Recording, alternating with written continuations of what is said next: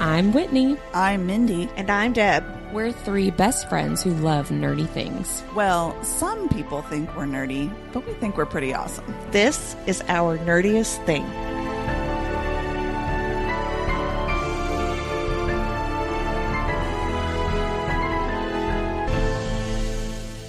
Hello, fellow nerds, and welcome to our nerdiest thing. Today, we will be discussing our summer TBR. I have several fun things, actually, to talk about for my summer TBR. Me too. Be sure to listen all the way to the end, as we have a wonderful interview with author Sophie Kim. She will be at Imaginarium this June 2024, and she was super fun to talk to. Shout out to Sophie Kim. Sophie! Deb, will you please tease our listeners with just a brief description of our nerdiest cocktail? Why am I never prepared when it's my turn? Every fucking week, I'm like, okay, I'm just sitting here watching you talk, and I'm like, yeah, keep going. And then you're like, Deb, and I'm like, who? Who that? My turn already? Okay, so this week's cocktail is called Rune's Joyous Tears, which, what the fuck? That's awful, Whitney. I will say, it's like a perfect lemonade summer reads cocktail. It is, fits yeah. perfectly with both of our episodes this week. But that's true. If you want to know what it's really themed after, you have to listen on Thursday. And it will be on Instagram and on ournerdiestthing.com if you want to check it out. It is really delicious. yummy. And it's bright blue, which makes me happy. Yes. Reminds me summery. of the pool. That's why It it's does look very tears. poolish. Yeah, I don't like that. Well, at least they're happy tears. I guess. I could have been, well, never mind. That would be a spoiler. Thank you so much, Deb. You are so welcome. Nerd alert. It's time for our nerdy news. I actually have a couple this week. I do too. Just Leather. one, I have two. Leather and Lark by Bryn Weaver, the sequel to Butcher and Blackbird, which is one of all three of our favorite reads of the recent, past few months. That comes out next week on June the 4th. So make sure to go pre-order if you haven't already and go get it from your local indie bookseller. And Middle of the Night, which is by Riley Sager, who is the author of The House Across the Lake, which I really liked, I think last summer. Which is the one that I read and I had taken a gummy and I got really confused in the middle of it. Because I was like, wait, this just turned into a paranormal murder mystery. Exactly. Yes. Yeah. I'm expecting Middle of the Night to be kind of the same vibes, but honestly, I just saw that Riley Sager wrote it and I was like, oh yeah. Yeah, I'll put that on my list. But that comes out in a few weeks on June 18th. So if you liked House Across the Lake, go check that one out. Cool. And the one I have is actually straight from the horse's mouth. I got to meet Harlow Ray this weekend at Wild and Windy, and she does some hockey romance and some other like small town romance and things. I thought you were going to say smut romance. Well, I mean, that too. But she really was delightful, and she had just done a cover reveal for her latest release, which is coming out on June 7th. It's called Score on You. It is hockey adjacent because it is about an ex-hockey player, and the female main character is somebody who has to like overcome some stuff. But she happened to mention to me that she is a scrapbooker. Oh, The author or the character? The character. Oh, the female main character. Does she get through her feelings with scrapbooking? I don't know. Maybe. I And haven't read sex. it. So, yeah. And I think the sex mostly, but. Yeah, the scrapbooking is like for when she's feeling calm feelings and then she hate fucks this guy. Yes. Kind of get through everything else. That tracks, I think, probably. Yeah. So speaking of not hate fucking, I've got a few books I want to give shout outs to that are coming out. So the reason I said not hate fucking is I talked about this last week, the book named I Wish You Would by Eva DeLaurier. I read the arc. The review will be up on our Instagram page, but that book comes out, actually is already out, came out on May 21st. We've also got Dawn of the Cursed Queen coming out on May 28th. And this is one of my most anticipated reads of 2024. It's the third book in the Gods and Monsters series by Amber V. Nicole. The first book is the Book of Azrael, which in a little bit I'm going to tell you why you should read that. We've talked about this before too. The last couple weeks we've really been hyping it up. Bespelled by Laura Thalassa comes out on May 28th. And then finally, Evocation by S.T. Gibson also comes out on May 28th. S.T. Gibson really has become one of my auto-buy authors after reading Dowry of Blood last year. And the reviewer, it's because her name's Mina. The reviewer said it was good. It was good on Goodreads, yo. Thank you, Stallone. The The reviewer, Mina Reeds, on Goodreads says this about it. Evocation is a contemporary, somewhat gothic paranormal novel about generational curses, magic, secret societies, complicated people, and love in unlikely configurations. So, you know, like sign me up. That sounds fun. Yeah, that sounds like a Deborah book if I've ever heard of one. But everything that S.T. Gibson writes is like gothic paranormal, and it's all really dark and angsty, which, you know, I enjoy a little bit. That is right up your alley. Well, and this episode is coming out on May 28th. So listeners, as you listen, those are all available. So go get them. Yes. Go support your authors. Go Or get on, read. go read. Or, you know, get on Libby. Get it from the library. Oh, yeah, that If you too. can't afford, you can still support your authors by getting books from the library. That's an excellent point. Well, I think that's all the nerdy news. Yes.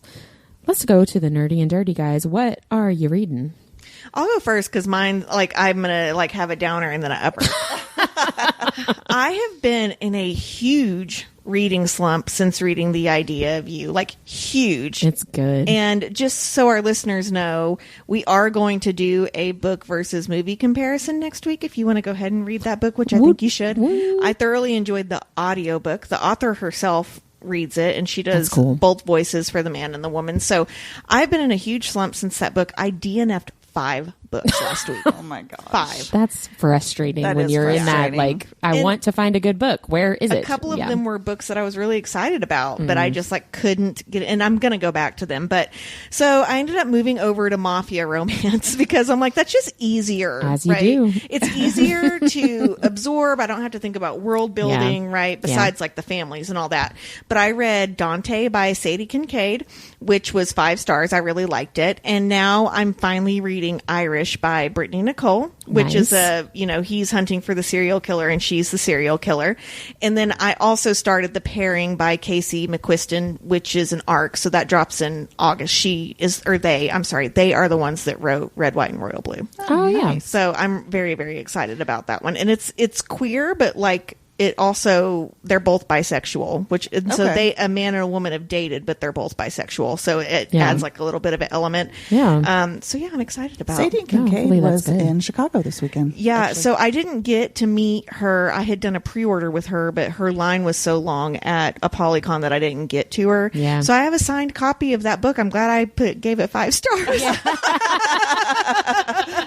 But I needed something that was just a story, right? Yeah. Not world building. And I really, really enjoyed it. I mean, he kidnaps her. Of course, they fall in love. I like those kinds of stories. Yeah. Sometimes that's just like something that you need to. I cannot read fantasy when I'm in a slump. Oh, I just cannot do I'm it. the same way. Yeah. And unless it's a reread of like Avatar, like that's it. I felt has too to be something guilty I know. to do a reread because I have so many arcs right now. I felt guilty about it, and so. But Dante was not an arc. Irish was not an arc, but I felt weird. I felt weird rereading something when I knew I had other books that were like due to people. Yeah. Right. So by the way, I'm not behind on my arcs, but I could have gotten ahead. I chose not to. Sometimes though, when you're reading arcs, you need to put something in there that you like really. How do I say this? It's not that I don't want to read the arcs, right? Yes. But sometimes you've had things. I've had Irish on my list for over a year. Something that doesn't have a deadline attached to it. I think that's me too. Like, it's not that like I feel like I'm being forced to read this arc because yes, I requested. I signed up for it. Yeah. Right. But like, you do feel this like stress of getting it done because of the deadline, and so sometimes I just need something that I picked out. With no strings attached, right? Like I can read at my leisure. Yes, even if I'm going to sit and read it in one sitting, I can take my time. Right, and that freedom is nice. I did read Dante in essentially a sitting. It was 2 days, but yeah. What are you all reading? Mindy, what are you reading? Well, I am getting ready to finish. I'm like 10% left of this book called Firekeeper's Daughter. It's by Angeline Booley. It's YA, and it's about a half indigenous, half white girl who is just starting college, and she kind of finds herself in the middle of a drug investigation on her reservation. Well, I read The Dixon Rule, which is by Elle Kennedy. It's book 2 of her Campus Diaries series. It focuses on Diana Dixon, the best friend. What a horrible last name for a romance book. Do you think she did that on purpose? I don't know. I mean, there's not really jokes in the book about it. Like, you know what I mean? That feels like a missed opportunity. I wonder if, I didn't look it up, but I wonder if she picked that name for like, if it has a special meaning that fits the character or something, but I didn't look it up. Maybe. I don't know. So Diana is the best friend of Gigi Graham, who is the main female female character from The Graham Effect, which is book 1 of this Campus Diaries. So The Deal is a different series by her? That's the generation before this one. So are these their kids? Yes. Oh, okay, cool. Gigi Graham is the daughter of the couple from The Deal. Got it. Okay. Spoiler alert, it's an HEA. I mean, you know. I know, right? So Diana's her best friend, and then Shane Lindley is the best friend of Luke Ryder, who's the male main character from The Graham Effect. So we've got the best friends of the other main characters from the first book in this series. Cute. Okay. So you have fake dating, forced proximity, enemies to lovers, touch her and die, and really, really good spice. These two characters hate each other, and then he moves into the apartment next door to hers. So it's really fantastic. We need to just call one of the tropes instead of enemies to lovers, hate fucking. Yeah, well, Yeah. that wouldn't be super accurate for this couple, though. It really is like enemies to lovers. You know what I mean? So they like each other before they have sex. Yeah. Okay, cool. Yeah.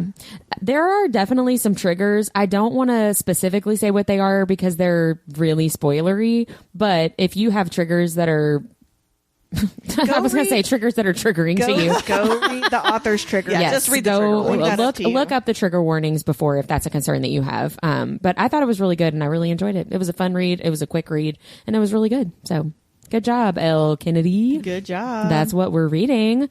What are y'all watching? Absolutely nothing.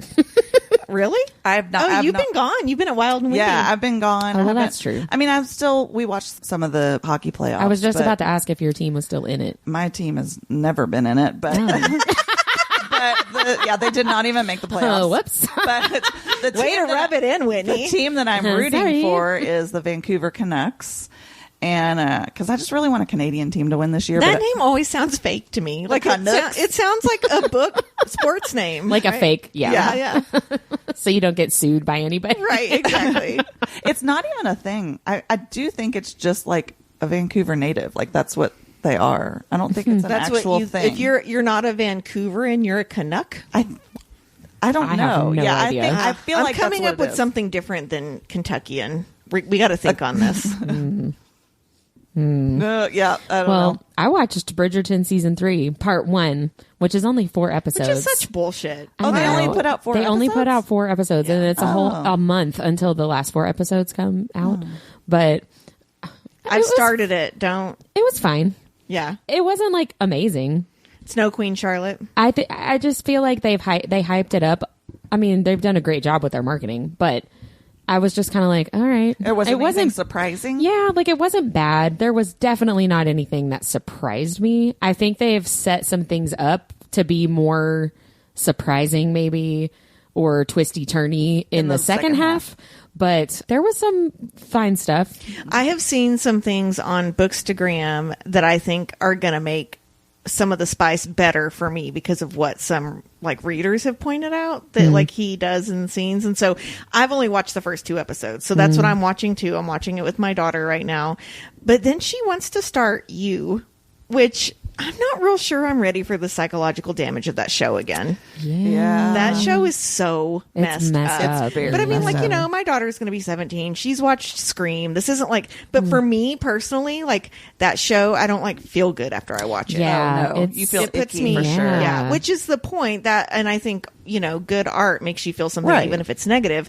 But like, I watched it once and that was good enough. But I also don't really want her to watch it by herself. Yeah, I agree. Right. I would agree and with that. so Yeah. I don't know. Yeah, I would agree with that. Yeah, but I am enjoying Bridgerton season 3 because was fine. But yeah, but I mean nothing from this season was going to be a surprise because it has been so heavily marketed and everyone Yeah. knows it's Colin and Penelope's story and Yeah. like I'm really ready for Eloise's story. Mm-hmm. Also, so spoiler alert, I really want to know what's the big sister's name in this season, the one that came home from Prague or wherever. It's The like, Bridgerton sister? Yeah. Daphne? No, the one that like Oh, Francesca. Francesca, I'm putting my vote in that she's a lesbian, and that's the problem. So, I also felt those Vibes. as well. well, my lesbian daughter was like, "She gay." I'm interested to hear your thoughts after you finish the other 2 episodes. Okay. But I will say, I am really enjoying Penelope's older sisters. I can't remember their names, but the older two Featherington sisters. They're so much better this season. They're really funny. And spoiler alert, I loved when the mom's like talking to them like, you've had sex, right? You've had sex. And she's like, well, we just had sex on the way here. And she's like, well, what do you mean? And she goes, well, we kissed a little bit and then he had to go change his britches. And she goes, oh my God. Because one of the sisters says, we've only done it once. I didn't like when he stuck it in me. And she goes, stick what in you? And they've been married for like 3 months. Yeah. Which is an ongoing thing on Bridgerton because like sex is such a taboo thing that the moms don't tell the girls how to do it. I know. Right. That was the same thing with Daphne in season 1. Right. It's just like... Yeah, it's upsetting. That's a whole other thing. Sorry about the Bridgerton sidebar there, but no, that's what we're watching. Yeah. That's what we're watching. What are you guys listening to? I'm not listening to anything different. Let me say that. I am just started an ALC from Libro FM, and it's called Dreadful by Caitlin Rozakis. It's so far hilarious. It's described as a high fantasy farce. And it's already started out like making me laugh. Can I ask? Like it's making fun of high fantasy books? Is that what you mean? Oh, kind of. What were you going to? Can I just ask, what's an ALC? Oh, an advanced listening copy. Oh, Sorry. So not it's the audio version of an art. Yeah. When I post our reviews on Instagram, because of that, I always put audio ALC, so that way people know. That makes sense. I don't feel like it's as common of a term outside of the book world. Right. I don't think I don't know that one. But anyway, sorry to interrupt. Sorry. I just didn't know what that meant. No, you didn't. That's fine. Fellow listeners. It's not even that it makes fun of it. I guess it does, because that's what a farce is. But it's just like a... Well, here, let me describe it and you'll understand. Farce and not farts. Yes. Because I keep hearing farts and I'm giggling. Farce. F-A-R-T. So this guy wakes up in an evil lair, but he doesn't know who he is or how he got there. He doesn't have any eyebrows. And he's like looking around. There's like... He doesn't have any eyebrows. Yeah, so it's part of it. But he's trying to figure out... There's like fires everywhere. And he figures out eventually that he has magic and he's this evil lord, and he has to kind of go along with this evil plan that he doesn't even know what it is. And he's just kind of figuring out along the way and trying not to get himself killed or found out or anything. It's really funny. I can't wait to see the review. That sounds so fun. It's really cute so far. So, and I think it's perfect timing, because I think sometimes readers of fantasy, myself included, take it too seriously, right? Like that's a plot hole, and like they would never do that, and that dragon would not be able to do that. So I'm interested to see a farce. Yeah. Sounds fun. Farce. So I'm also listening to an ALC, an advanced listener's copy from Macmillan Audio named Savor It by Tara DeWitt. And honestly, audiobooks were part of my slump this week too. What? No, I'm just thinking what Savor It I know, could we're be. wondering what He's a chef. To. He's a chef. Is he a sexy chef? I don't know yet. he's definitely a brooding chef. Ooh. There seems to be a lot of like trauma coming though, which I'm not super excited about. But yeah, audiobooks have been a big part of my slump. I DNF'd some of those this week too. But I really enjoyed this one because his neighbor, it's a small town romance, right? And his neighbor across the field is this really like super chipper woman. Of course, he's like grumpy, and she's trying to like, he's from the big city, and she's like, overwhelming him with her kindness. And, it's one of those. But the dialogue's been really funny, and I've really enjoyed it so far. And I think I just needed like an upbeat narrator too. I think that's helped me some, because again, I was listening to some fantasy, and it's all, and then the birds rustled, and I couldn't do it. So I'm hoping I'll be back on the fantasy train next week, but man, I'm struggling. Yeah. The idea of you is good. It kind of ruins other books for a little bit. It fucked me over. Yeah, it is good. Well, what are you guys loving? What are you loving, Whit? Well, have you guys seen... This is just the segue into what I'm loving. Is this another Bluey episode? No. This is...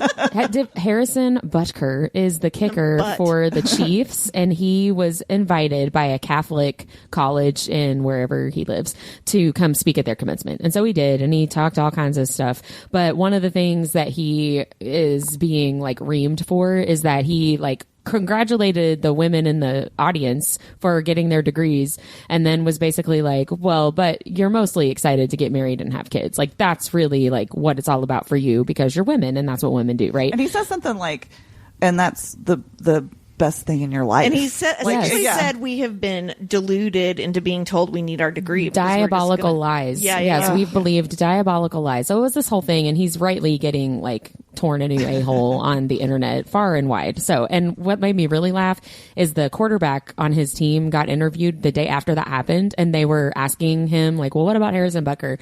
And he was like, I don't talk to him. Do not associate. I don't. Yeah, like we're like coworkers. We're not friends, and that made me laugh. And I want to point out too, because I can't believe you didn't say this. If you don't know who the Chiefs are, that's Taylor Swift's boyfriend's team. Yeah, Taylor. Yeah. Well, that's the other thing that he did. Everyone knows who this team is. Well, that's the other reason that the kicker's getting shit on, because he quoted a Taylor Swift song, but instead of saying, to quote Taylor Swift, he said my teammate's girlfriend. Oh God. He didn't even say her name, which is like really I'm sorry, stupid. but Taylor Swift put Travis Kelce on the map, not the other way around. Yeah. Well, you might have some people come for you. Here's the thing. There's a reacher and a settler in every relationship. I mean, he had already won Super Bowls and had a documentary made about him before he ever started dating her. So, I mean, he was successful in his own right. So let me tell you this, non-sports people. Correct. Yes. 100%. Okay, yeah. How's that? I don't what's the word I'm trying to say? His clout?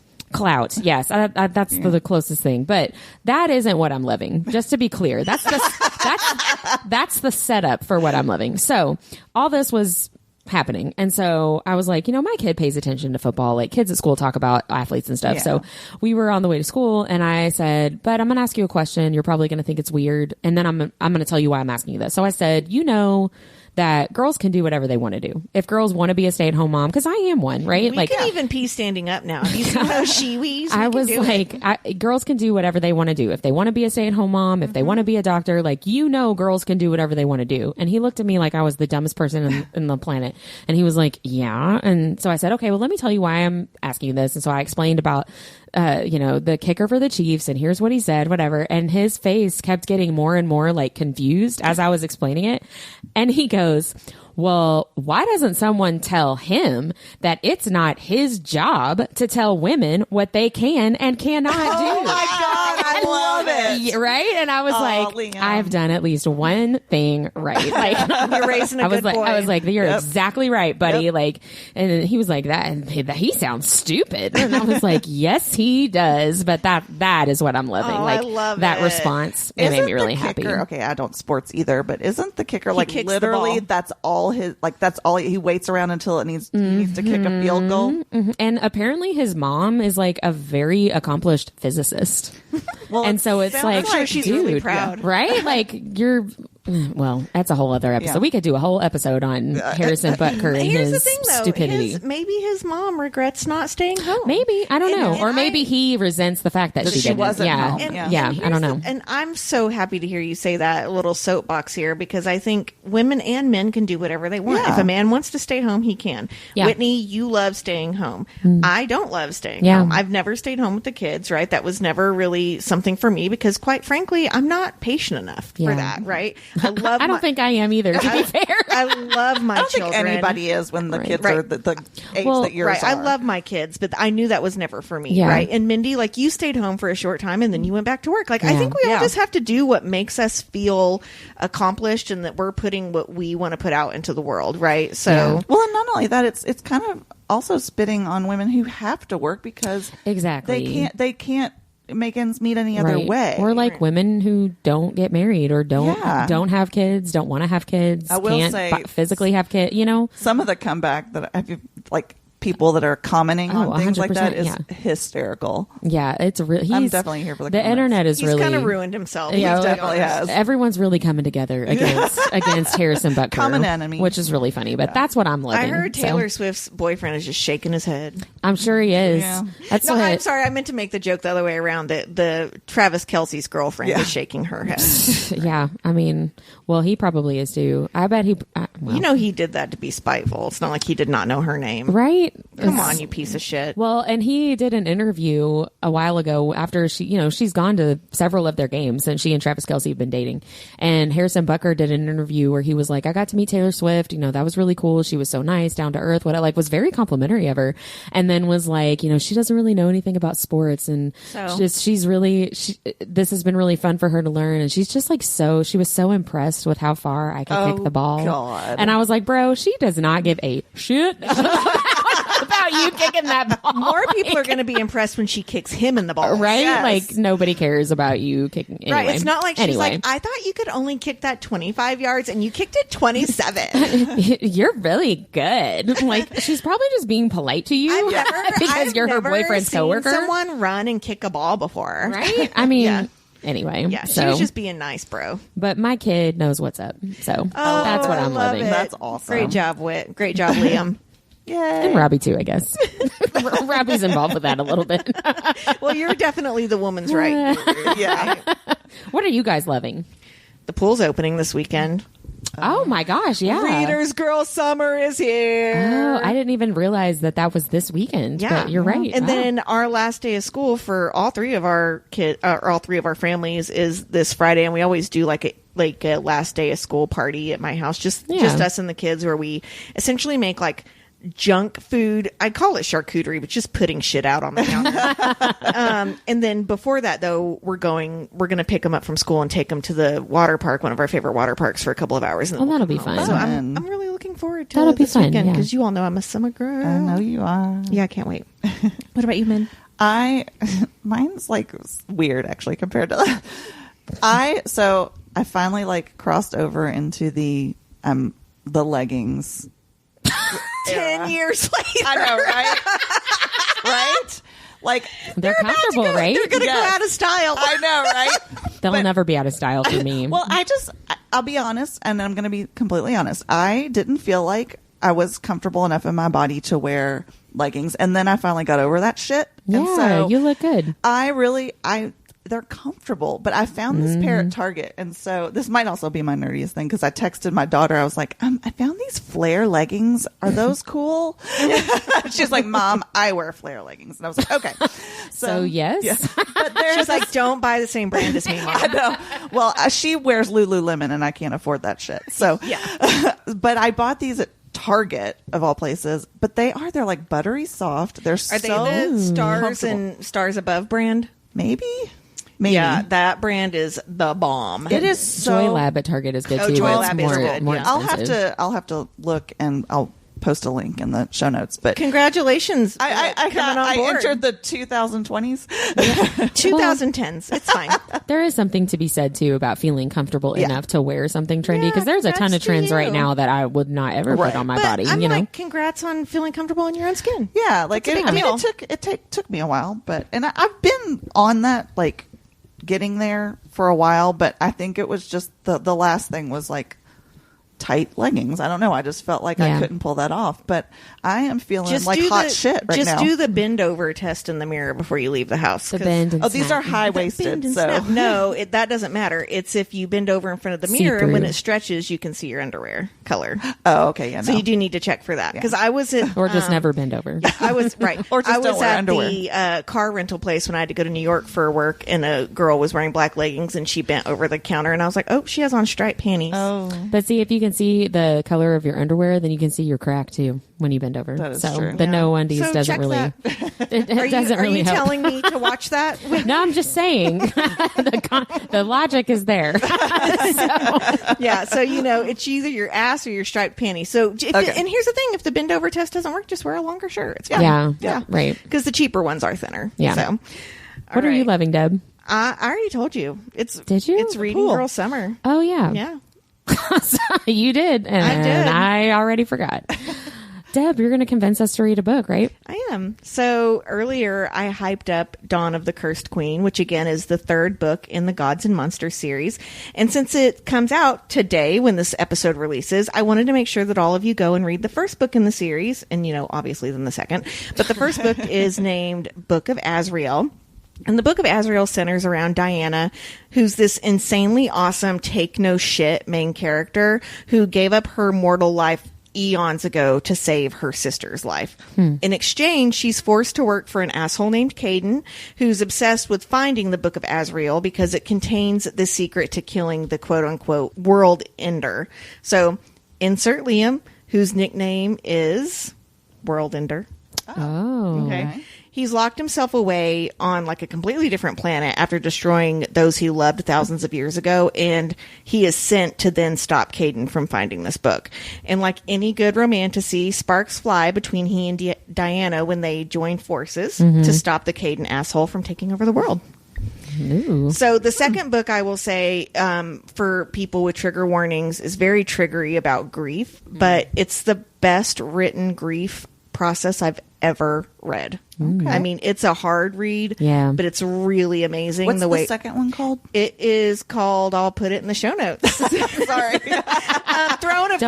I'm sorry, thank you. Throne of Broken Gods, because it's not like Book of Azrael 1, Book of Azrael 2. Right. So it's Book of Azrael, Throne of Broken Gods, and then Dawn of the Cursed Queen. Okay. So there will be 7 books in the series total. Oh, wow. Yeah. So I met Amber V. Nicole at a Polycon. She was the cutest, sweetest person ever.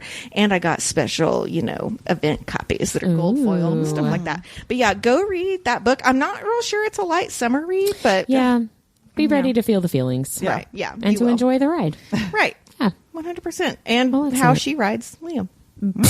I don't think I can read a book where somebody named Liam gets ridden. Well, so if it helps, his god name is Samkiel, but his modern name is Liam. Yeah, but if everybody calls him Liam all the time, they call him Samkiel. If she's like, Liam, like, I don't know if she does. I don't know if she does or not. I got a book. It's on KU if you want to go search search Liam in the book. I bet it's there. I got a BookBub recommendation for a book. I can't remember what it was, but it was like Anna and Liam, and I was like, nope. And I'm out. But thank you, Deb, for convincing us maybe to read that book. If you don't have a kid, have a kid named Liam, go for it. Can I just like scratch out the name and put something else in? What's a sexy name for you? Robert. That's my brother.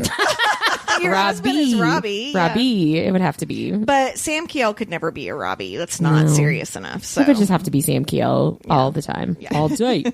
Well, let's go into our nerdiest topic, our summer TBRs. You guys want to talk about summer reads in general first, and then we can share our recommendations? Sure. So what makes a book a summer read for you guys? So for me in particular, it has to be a book without too much world building. Yeah. Typically in the summer, I read outside, I'm on vacation or at the pool, so obviously I'm more easily distracted than I would be at home. And even though fantasy and paranormal are always my favorite genres, I like those books really when it gets dark early outside and I can snuggle up under a blanket and you can get more absorbed into those worlds. So my summer reads have to be lighter. Mine like opposite. Oh, yeah. Do tell. So really, honestly, basically, if it's on my TBR, it's a summer read. But I do tend to read long. I have 1,000 books on my TBR. I'm sure I do too. Well, and I just brought 85 home from Chicago, so that's some Deborah book buying right I mean, there. I took like 30 something with me that I already had, but so I only definitely 50? only 50 came home. That's much more normal, right? Like, my TBR is looking rough right now, but I do tend to read longer books in the summer because I have more time. Yeah. Because I'm a teacher, I have summers, quote, off. That is a whole soapbox that I'm not going to get on. But it's like catch-up time for me to read all the things that I don't really have time for during the school year while I'm working. And so... Like Manacled? Like Manacled. Like Iron Flame, which I have not read yet. You haven't read Iron Flame? Yeah, that's on my summer TBR. Oh. So, like the fantasy books, like that's, I think, when I wrote Throne of Glass was last summer because I just read them. I just ripped through them because I had the time to do it and I could invest in it. Like when I'm working, I have like maybe an hour at night to read. So this way, I mean, all day. Reading. All day long. And then we'll be camping, so I'll have some time to read then. And summer's when I get caught up. Well, that is not the case for me. I'm more like Deb. Like I need it to be a quick, a feel good, a light, like it needs to be simple enough that I can read it while distracted and be able to put it down and pick it back up and put it down and pick it back up without forgetting what's going on. And if the name is Dongawonga Bing Gong, I can't remember that in between putting it down and picking it up a million times. 100%. Right? And if there's a bunch of characters, I'm not going to remember who anybody is. Yeah, that's really it for me. I need to be able to read it distracted and put it down, pick it up, put it down, pick it up. Like, that's it. Also, I'm copywriting Babawonga Bing Gong. I know. I was like, that's our fantasy character name. No one may use it. I feel like these next two questions kind of go together with if you prefer a physical book or an e-reader in the summer, and then also like where is your favorite place to read in the summer. I feel like wherever your favorite place is to read is going to inform whether you want a physical book or not. You know what I mean? That's true. I don't know. Mine's kind of both. I do like physical books in the summer just because I'm also home so much, and it's easy to pull off the shelf. It's not like I have to search around. I can just pull something off the shelf. But this summer we will be camping more, and I feel like I'll be taking my Kindle on those trips because, space is an issue. So I don't know. I think I'll be reading a lot in the camper. One, because we'll just be What about those camping. 50 books you bought? Well, those will be for at home. Those are house books, indoor books. But really, generally, I do. Like, I am not, unlike Deb, I am not a pool person. I am not a hot weather person. I prefer to be cold. So generally, I'll read inside with air conditioning. So, I hate to sweat. So I do too. Well, I will say this, though, because my favorite place to read in the summer is at the pool with booze, obviously. But I will tell you, because I don't like to be super hot either, but a lot of people don't know this, the newer Kindles are waterproof. So I read in the pool. Oh, that's nice. So if you get splashed or whatever, I think it can be submerged in water for like 30 minutes, which of course that's not going to happen. But if you get splashed, you don't have to worry about it. Right. So I get my little corksicle full of wine and I sit in the pool and I read all my unhinged smut. While the kids, everyone's children are splashing around me, I'm like squirming in my seat. I have to do e-readers in the summer because I'm everywhere all the time, and it's just easier that way. You would totally lose your place if you had to pick it up and 100%. Yeah, I'm reading a lot outside. I don't want to read outside. It's a necessity because the kids are doing stuff. Yeah. So like bring the baseball chair for baseball practice or a swim lesson or whatever. I still prefer to read on my couch though. Even in the summer. Don't we all? Alone on my couch with a blanket would be no great. one talking, no noise. Right. Yeah. So what is on your all summer TBR? Well, I made two different lists. I have one for my summer hopefuls and then one that are the new releases that I'm excited about. So for my hopefuls, I would really love to finally read Cupidity by Raven Kennedy, which is a rom-com Why Choose. It's supposed to be hilarious. I actually have the assigned omnibus of it that I've not read. But I will probably read it on KU because since it's 5 books, the omnibus is huge and I'm worried I'm going to break the spine. Yeah. I also want to read Stolen Heir by Sophie Lark, which is the second book in her mafia romance. I read the first one on spring break. And even though I said I don't really read paranormal in the summer, there's one that's been on my list forever. I have the first 3 books in the series of Her Soul to Take by Harley LaRue. They're like dark monster romance. And then finally for my hopefuls, I really want to read Tasting Red by Holly Robards. It's a Little Red Riding Hood retelling. And I also have a Rapunzel retelling from her. So they're dark romance retellings. And I met her at Readers Take Denver and she was delightful. Ooh. And then the summer releases I'm excited about, and of course, super pumped to read, are Leather and Lark by Bryn Weaver. I'm sure that's going to be on both of your lists. That's the sequel to that's a sequel to Butcher and Blackbird. I already brought this up, but the pairing by Casey McQuiston that comes out in August, but I'll finish the arc up hopefully this week. There's Beneath These Cursed Stars by Lexi Ryan, who is the author who wrote These Hollow Vows. Oh, yeah. And there's not much out about this book yet, even though it comes out in July. But on Goodreads, it says the book is a romantic fantasy in which a human princess armed with death's kiss and a fae shifter on the run become unlikely allies when a mission to assassinate an evil king collides with a fatal prophecy. Ooh. That sounds really fun. And I loved These Hollow Vows. I really like her writing style. I have 2 more. So Honeycut by Sierra Simone, which is the sequel to Salt Kiss. I love Sierra Simone, and this book is about a woman and her bodyguard, so it's bound to be fun and steamy. And then last but not least, Allie Hazelwood has a new book coming out called Not in Love, and I know you'll be shocked to learn that it's about a secret affair in the STEM world.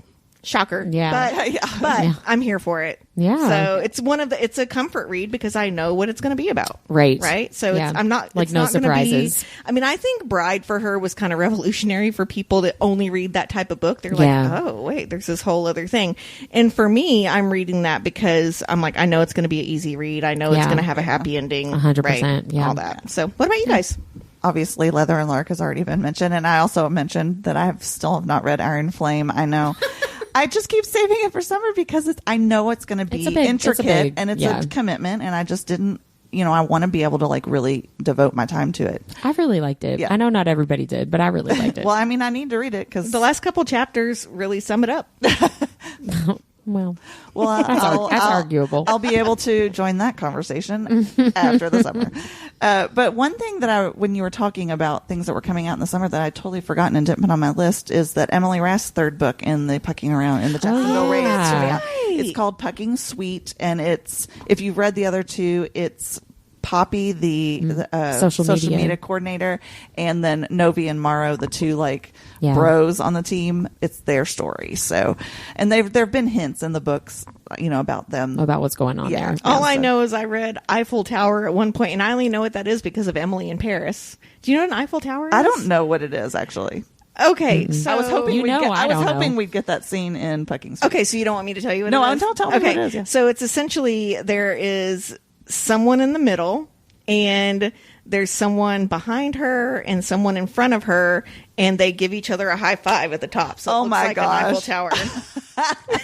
Nice. So it's awesome. Brought up in what's Ryan and Tessa's book? Pucking Wild. Pucking Wild. So she says, I walked in and on them Eiffel Towering her, and then they joke about it in that. Emily in Paris. So I knew what it was. Emily in Paris is a great show. You should watch it. Well, maybe that'll be on my summer watch list. I learned something today. Why did you? I'm not putting Eiffel Tower in the show notes. No. Go look it up on your own. We would get flagged somewhere. Yeah, we would. Do that shit in incognito mode also. Right. So, but beyond those, I've got a few things that I'm really looking forward to this summer reading. I just met Holly Renee in Chicago. I feel like that I'm a broken record in Chicago. I feel like, sorry, I'm not trying to be a bitchy about it. No, but I was just went to Chicago. But I met Holly Renee and she's lovely, but I bought her entire Order of Stars and Shadows series, which I haven't read yet. So that's going to be probably my first, other than Iron Flame, that'll be my first fantasy read. And then I've just got a lot of hockey romance catch up to do. I have S.J. Tilley's Sleet series, which actually was suggested to us by Emily Rath when we interviewed her. S.J. Sylvis has a Bexley U series that I'm really excited about. And then Bella Matthews, I started reading her Playing to Win series. I read The Keeper recently, and there's 2 more in that series, so I want to finish up that series as well. Also, I kind of want to get caught up on my Book of the Month books. I keep getting them, and I'm not caught up reading them. We have books from a year ago from Book of the Month we haven't read yet. I'm cool with it. We'll get to them. I know, I'll get to them. Just they're a great. They're one of those that it's easy for me to grab. I can't not get it. I know. Yeah. I know. You're losing money if you don't get it. Exactly. Right. Yeah. All right, Whitney. What about you, babe? Well, Leather and Lark. I won't say anything else about that. And then Middle of the Night that I mentioned earlier by Riley Sager. I'm expecting it to be similar to House Across the Lake. It said something about kids go camping and one of them dies or something, but I think it's like a ghost story kind of thing, years later. But I'm going to, like I said, I didn't Friday the 13th. Yeah, I didn't really pay that much attention to the actual plot summary. I was just like, ooh, Riley Sager. So there's those 2. I also have Joyful Recollections of Trauma, which is a memoir by Paul Scheer. That sounds like No, it's going to be funny because it's Paul Scheer, who's a comedian. Okay, yeah. He's the host of he's one of the hosts of the How Did This Get Made podcast. And he tells stories on the podcast all the time about his childhood, and they are so unhinged and crazy. So now he has written a book about it, and I'm really excited about that because he's really funny, so I'm expecting that to be really funny too. And then the other new release is Born of Blood and Ash, which comes out August 13th. That's Jennifer L. Armentrout, the final installment of the Flesh and Fire series, which is the prequel to From Blood and Ash. Good, because I'm really ready to get back to Poppy and Cass. I know. Right? She's working on the next Poppy and Cass book now that she's basically done with that one that I just said. I know a lot of people like Niktos and Sarah better. I do too. I don't like them better. I like them just as much though, but I like those books. So, and then I've got 2 that are recommendations from Deb that are my like hopeful to read over the summer. She's like, do not hold me to this. Yeah, don't get mad if I don't actually end up doing it. I'm not promising you anything. One of them is Manacled. Woohoo! So it's on the list. It's a light summer read too. It's on the list. And then the other one is Priest by Sierra Simone. So those are recommendations from you. And you're going to want to read the other 2 books in that series. I bet. But they're fast probably reads. Will. Yeah. That's all I put on my list, though. I'm trying to be realistic and not make myself feel like I have to read a bunch of stuff because it's just going to be busy and there's going to be a lot going on. But, just because you said it out loud doesn't mean you have to read it, except for Manacled. My brain disagrees with that. Right. You said it, so you got to do it. So I think that just brings us to our nerdiest thing of the week. What is yours, Whitney? Mine is discovering with apparently a lot of other Supernatural fans that Garth and Benny are getting married to each other. Right. Yeah. Which is DJ Qualls and Ty Olson. Yeah. Which that I had no idea that either of them were gay. I did not either. I had no idea. I did not know they were together in any way, shape, or form, much less that they were in a serious enough relationship to get married. Supernatural has led to so many marriages. I know. Yeah. I mean, at least 3 off the top of my head that I can think of, and I think including a lot yours. of it comes from the cons, too, because they spend so much They time do spend together. a lot of time together. Yeah. But yeah, apparently DJ Qualls has a new podcast and was like talking about it on the podcast. And they've made a TikTok for the podcast and we're releasing clips and stuff. And the comment section is like nobody in the fandom seems to have known that this was a thing. So I don't know if they are just off the radar people or if they were keeping it a secret purposefully and now we're being open about it. I'm not really sure what the story is there, but nobody seemed to know about it until this week. I felt the same way about Rob Benedict and Ruth. Dude. Yeah. They're like, oh, we're having a baby. We're like, wait, what? I think they got married too. They did get married. Yeah, because they were talking about it. They mentioned something about it, or Rich did on their podcast too. So that was my nerdiest thing of the week. I was just like, what? What about you guys? Mine was that I was just ridiculously prepared for this con, but then I got there and I was ridiculously not prepared. Like I thought I was so cool. I like laminated my map double-sided. I like organized. That is your nerdiest thing of the week right there. Significantly. No, every it didn't time. actually. They no, didn't? this was like I printed out the last final one. It was pretty.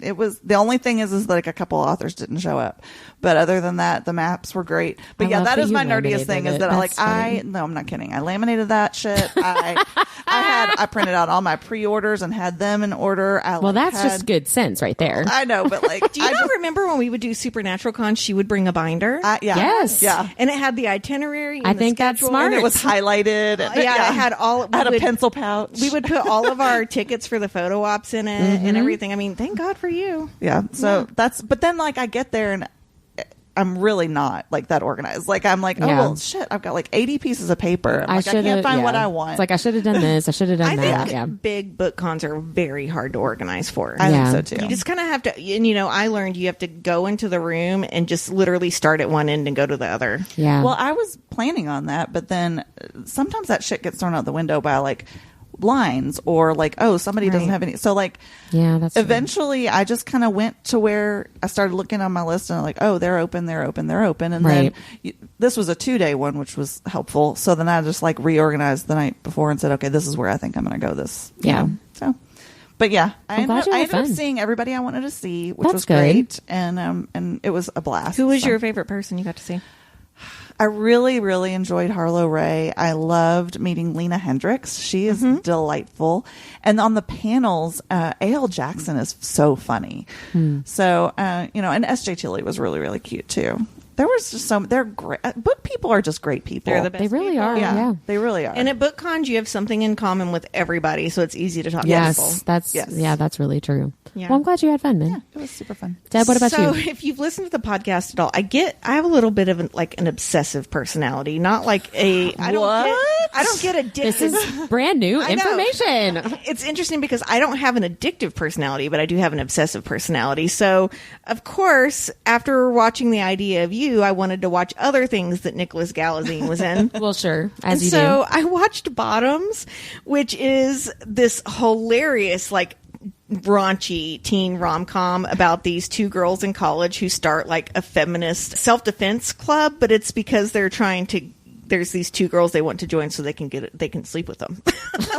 And so Nicholas Galazine is the dumb football player. Oh, Lord. And he's so fucking funny. There's one point where he like picks this girl up and he looks at her and he goes, wow, I'm really strong. It's all shit like that. And it's funny because you see him in all these serious roles all the time, right? So it's really refreshing. But there's one point where they are like TPing his house and egging it and doing all this shit to his car, and he's got headphones on in the house and he's singing Total Eclipse of the Heart. And I'm sitting in my sunroom. It's 10 o'clock at night. I've got like all the windows open and I realize I am belting it at the top of my lungs. And I'm like, oh shit. Somebody's neighbor listening can hear me right now. But it is, I mean, I would highly recommend that movie. Okay. You cannot watch it with children, younger than teenagers, but really fucking funny. And he is hilarious in it because he's just so stupid. He reminds me of the Hemsworth brother on Ghostbusters. I was just about to say it sounds like that. It's Chris Hemsworth. It's the very same type of personality. With his glasses with no lenses. No lenses, 100%. So it's That's some funny. Whitney humor for sure. You should watch it. Yeah, I need to look that up. Yeah. Well, fun. We all had a good nerdy week full of good books and good Bridgerton and Penelope Featherington and Chicago. Wait, you went to Chicago?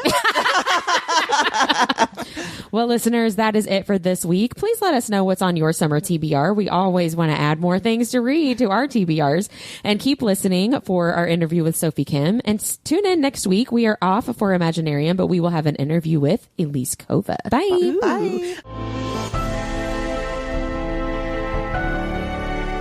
Hello, fellow nerds, and welcome to our nerdiest thing. Today, we are live with a very special guest, author Sophie Kim. Sophie has a penchant for writing stories that feature mythology, monsters, mystery, and magic. Her work includes young adult novels, such as the Talons series, and books on the adult spectrum, such as The God and the Gumiho. She will be appearing at the June 2024 Imaginarium Book Festival as a special guest author and a participating author in the Lit Talks. Welcome to the podcast, Sophie. Thank you so much for being here. I'm so excited to be here. Yeah, very excited to talk to you today. So just to start us off, tell us a little bit about your journey to becoming an author. Because sometimes we talk to authors and they say, I've always known I wanted to be an author. And then other people we talk to say, well, I thought I was going to do something very completely different and not creative at all. And my life took all these different turns. So what did that journey look like for you? Oh, gosh. I think I've always wanted to be an author. Ever since I started reading, I was really interested in writing my own stories. I think the first book I ever wrote, I was like 7 years old. I got a bunch of construction paper. I folded it together to make kind of like a pamphlet, and it was about a girl who had lost her shoe. Yeah, So relatable. had the mystery element there already. Was kind of figuring out where that slipper went. And then my parents really fostered this. I remember I attended these really amazing creative writing camps as a kid, where I first sort of learned that you could retell a fairy tale in really cool and interesting ways. And all through this, I was reading a lot and reading and reading.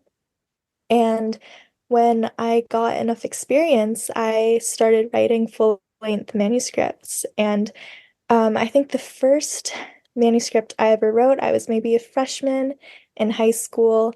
I had a really tiny computer, so small, so janky, like out of my parents' garage, and it didn't have internet access but had Word. And I printed it out. I wanted to send it to agents and nothing happened with it, but I kept trying, and eventually it happened, which was amazing.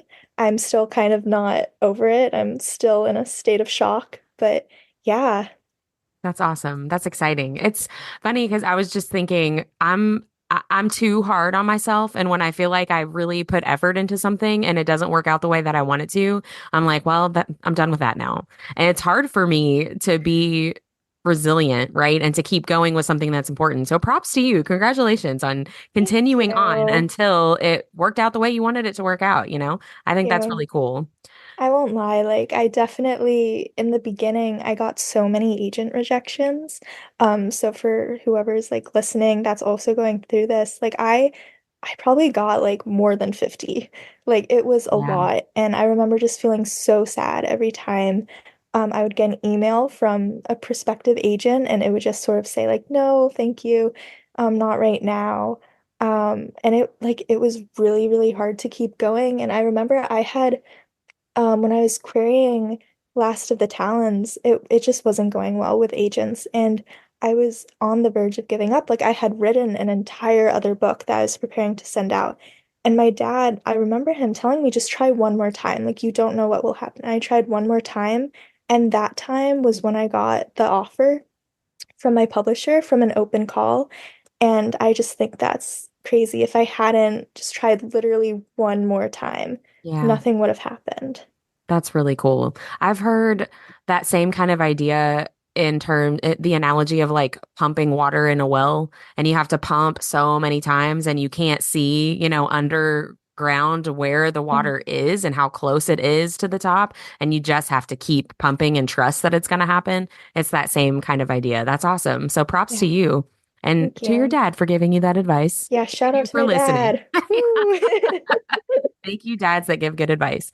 So Yes. you mentioned the idea of retelling a fairy tale. Are any of Mhm. your books that are out right now retellings, fairy tale retellings, or is that something that you kind of went away from as you got older?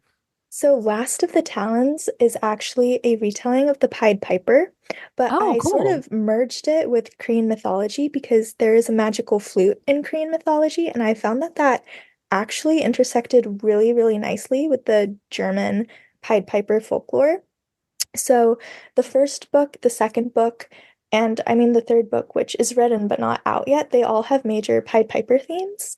I would say the second book is definitely the heaviest in it. The main male character, he might spirit away like an entire city, but we don't need to talk about that. He's okay, he's still cute.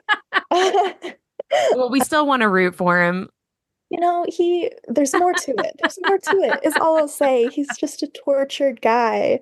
Um, but yeah, I love retelling fairy tales. The God and the Gumiho isn't a fairy tale retelling, per se, but it does obviously have a lot of mythology Hmm. and characters from the original folklore, and I've just found that to be a theme that I really love in my Yeah. writing. Yeah. That's really cool. So, speaking of your Talon series, I didn't realize that that was based at least partly off the Pied Piper. That's really cool.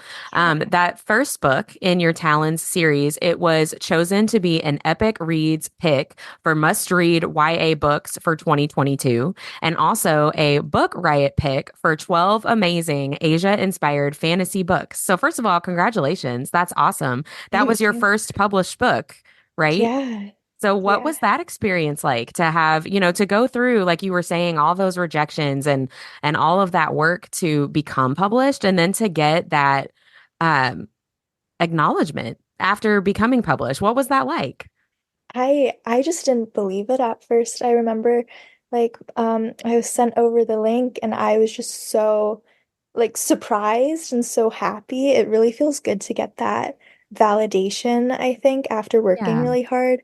And one thing about me is that I try really hard not to read reviews, just because if I do happen to stumble upon a negative one, I know that it will give me like a crisis. Like it will just sure. get to me and I'll be second guessing like everything I've done with the book. Um, but when things like that are sent my way, it just feels really good. Like it feels really, like I'm like, okay, I did a good job with this. Like it's not Yeah. just in my head. And it's really cool. Yeah. That's really exciting. Congratulations. I would be like, hello, I was chosen for these different lists every time I I met definitely posted somebody. on Instagram. I definitely made some graphics and uploaded them. And I was like, guys, I can't believe this. And Yeah. yeah. That's really exciting. So book one has been out for a couple of hmm years, and hmm book two came out earlier this year, and you Yeah. are working on book three. Do you have hmm release time frame for book three for that series? I actually don't know. I have it fully written. We are about to dive into edits. Sure. I I would say sometime 2025, most likely. Yeah, If stay all goes tuned, right? well.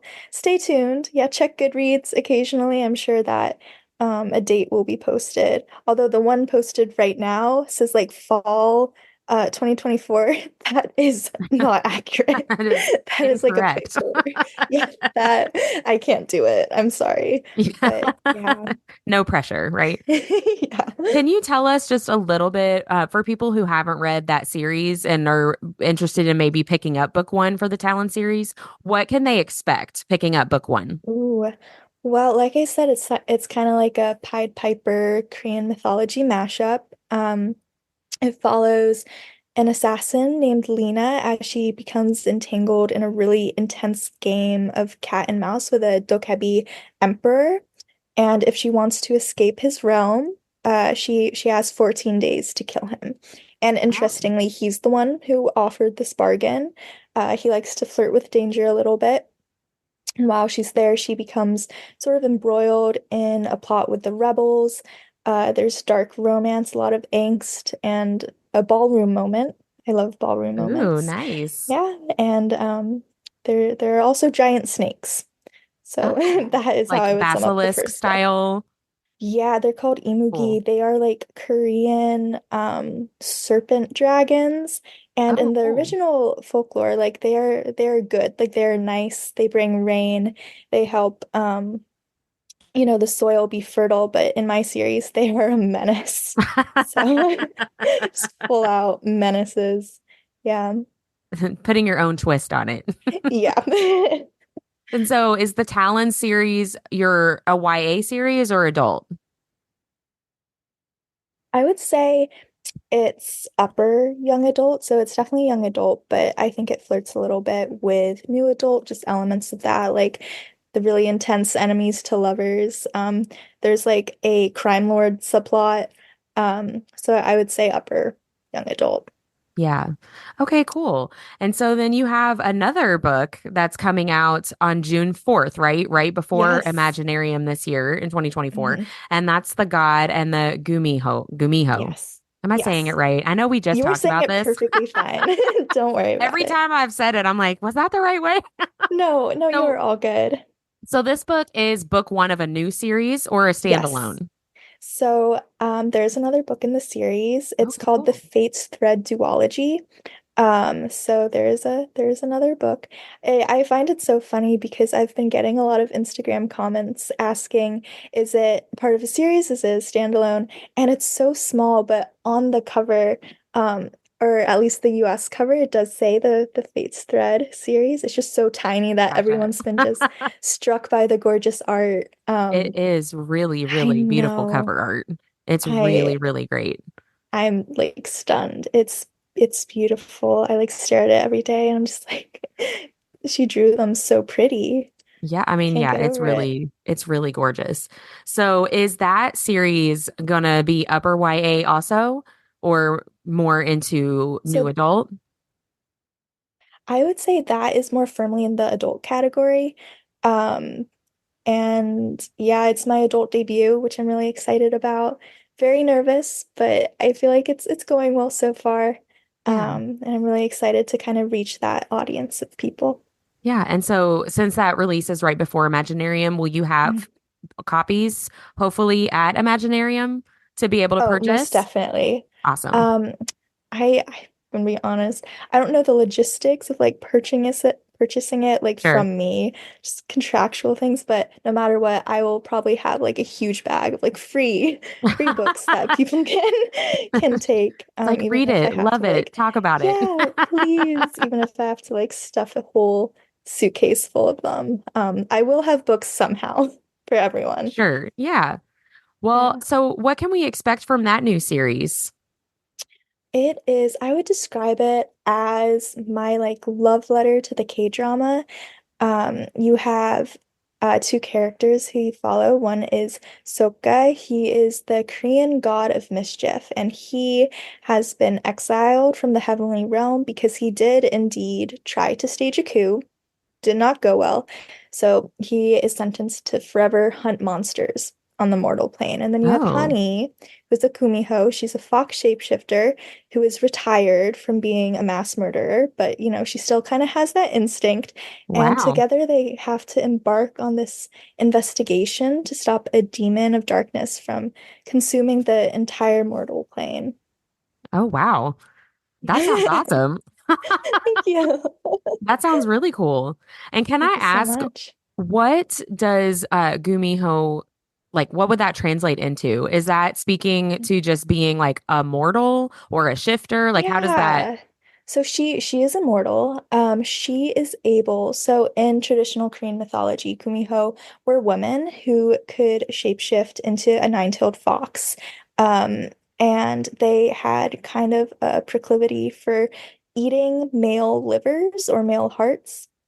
Ooh, I Yeah, kind and of they love had, that. I know, right?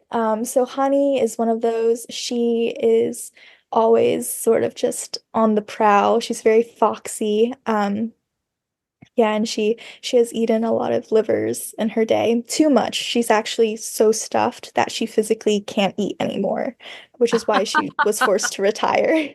So, Oh, it was a forced retirement. she went on Oh, a little that's really binge. funny. It was a buffet.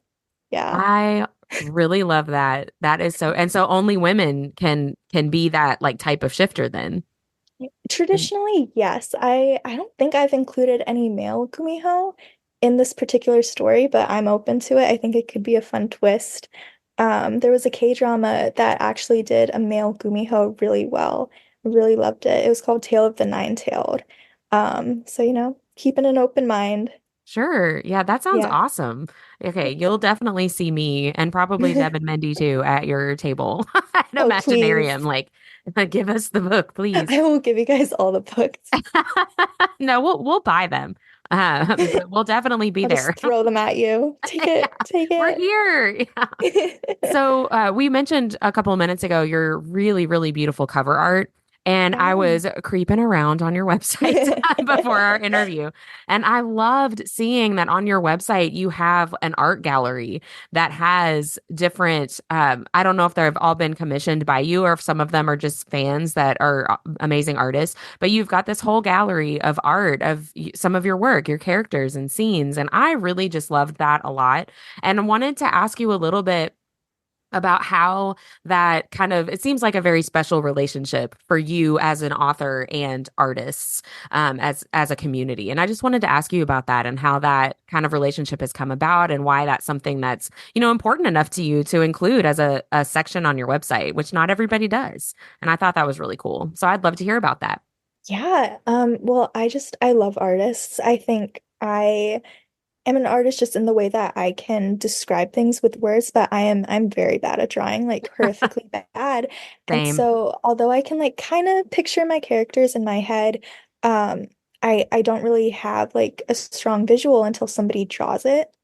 And I remember like the first time I saw my characters illustrated was when my friend Camilla Cole is the author of So Let Them Burn, which everybody listening should buy. She commissioned me a portrait of Lena and Rui from Last of the Talents by Jolene Art on Instagram, and I was like just enraptured. I was like, oh my God, like I can see my characters. It's really surreal.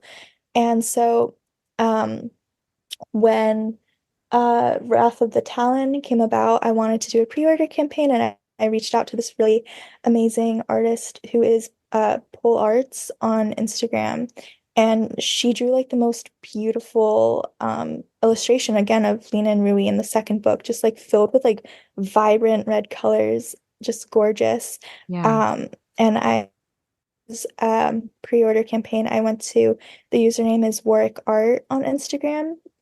And again, just like a stunning rendition of Hani and Soka. And it's just really cool to see these artists like kind of physically like put my characters into the world like as a Yeah. visual representation. And there's one illustration on my website of again Lena and Rui, and it's this really gorgeous picture. It has like a lot of like grays and blues and golds. I don't know if you've seen that one. I did not commission that. The artist is Cassberry. on Instagram, and the day that Last of the Towns came out, like she posted it and I was That's stunned. really I was cool. blown away. And so that I cherish that one because I it just like seems to have come from the heart. But Yeah. yeah, artists are incredible and I will forever be lurking on their pages and commissioning them to draw my characters.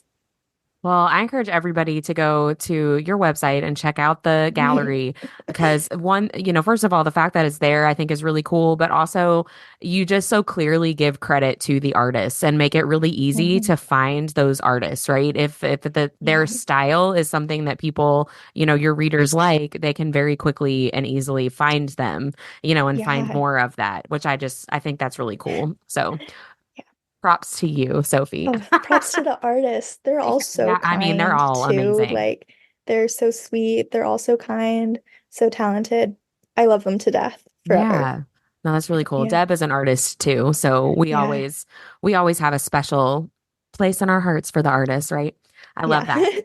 So we will see you at Imaginarium in just, Yes. gosh, it's already May, so just I about a month from now. Isn't know. that crazy? Oh my So we gosh. will be fangirling over you and so many of the other authors we've gotten to talk to. Is there anybody that you are excited to see maybe again or for the first time? Somebody that you might be fangirling over? Oh my gosh. Like everybody, I'm so excited. This is actually my first in-person event ever. Like I've never Oh, done fun. any in-person events. I've never gone to a convention. I'm really excited. I mean, Scarlett St. Clair, she Yeah. does like mythological romances so well. I just kind of want to fangirl over Scarlett. There are also some other authors who work with Entangled Publishing. I think Abigail Owens and Tracy Wolfe.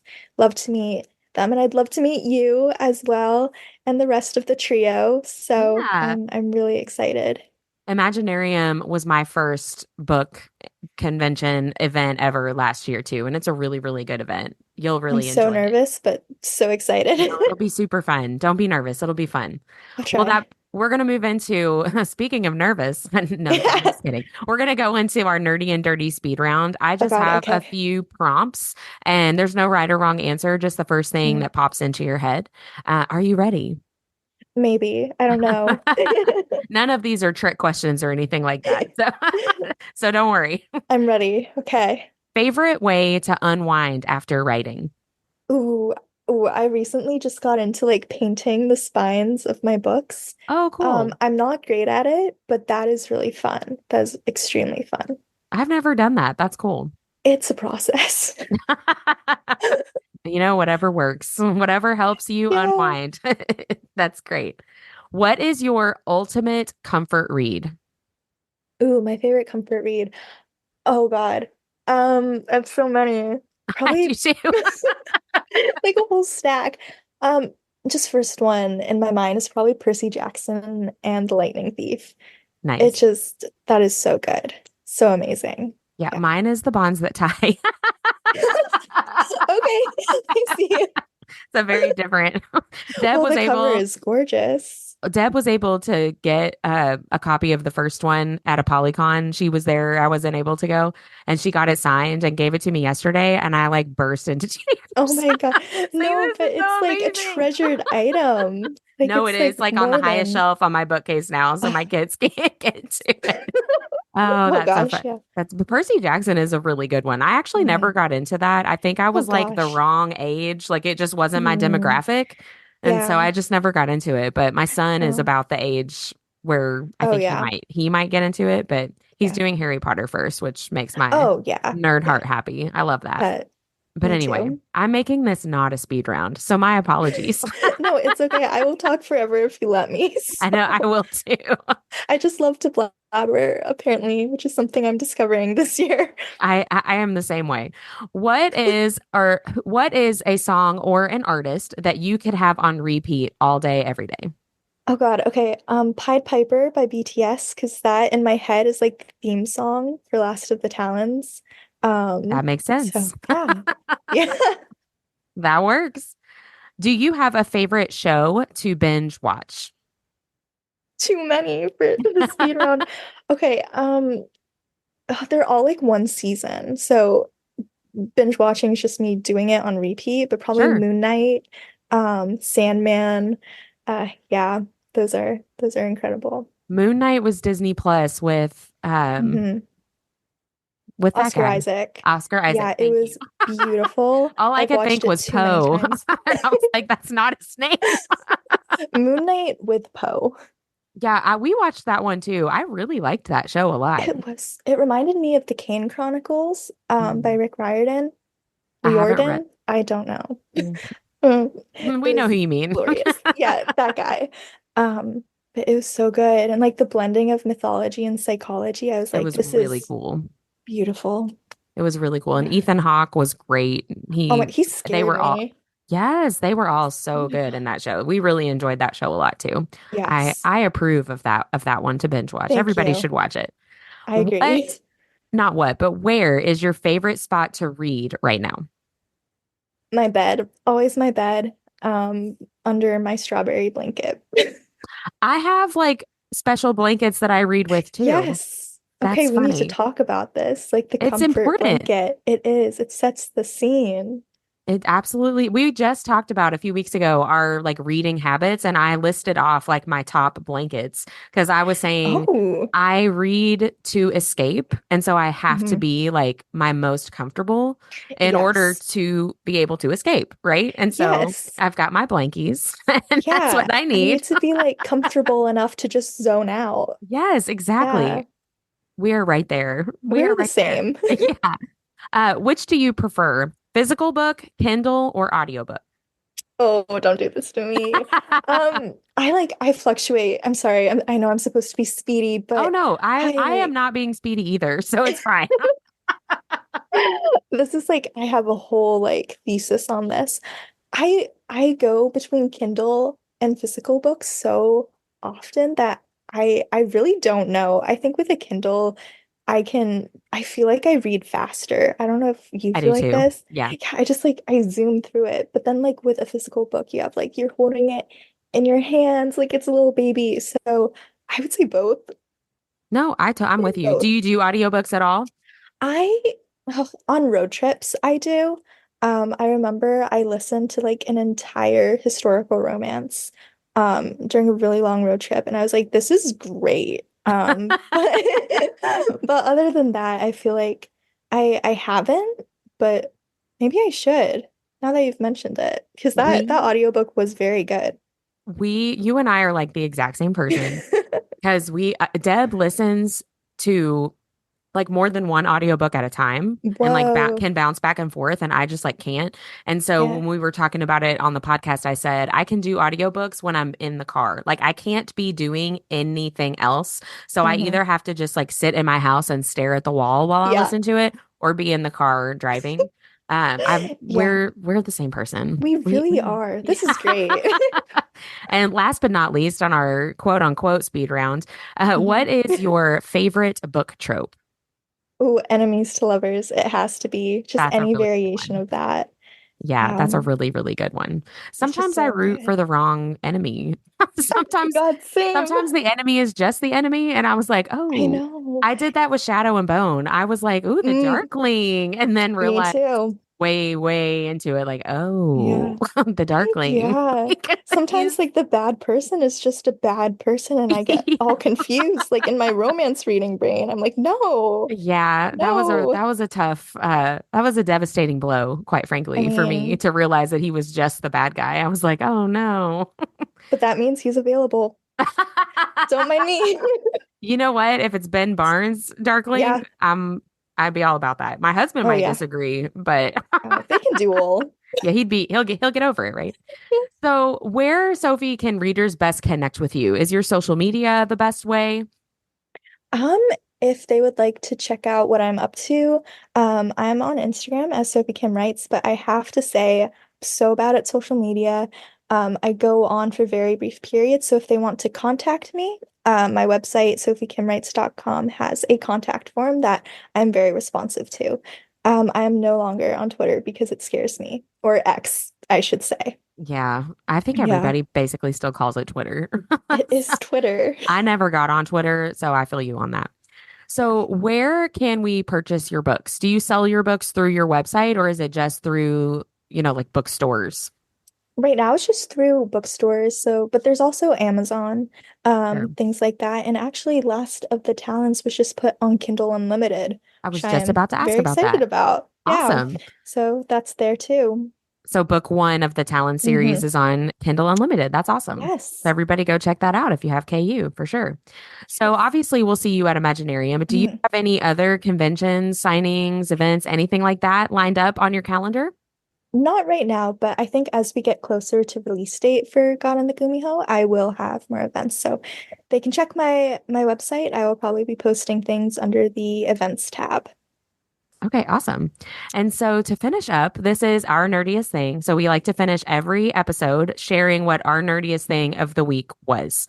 So it is a lot of times book related, but it doesn't have to be. And sometimes we struggle with like, is this actually nerdy or is it normal? Whatever. If it's something that you think counts as nerdy, then it counts, right? So what do you think is your nerdiest thing of the week? Oh, it would have to be probably binge watching Dead Boy Detectives on Netflix while painting my book spines. Nice. That is what I would say.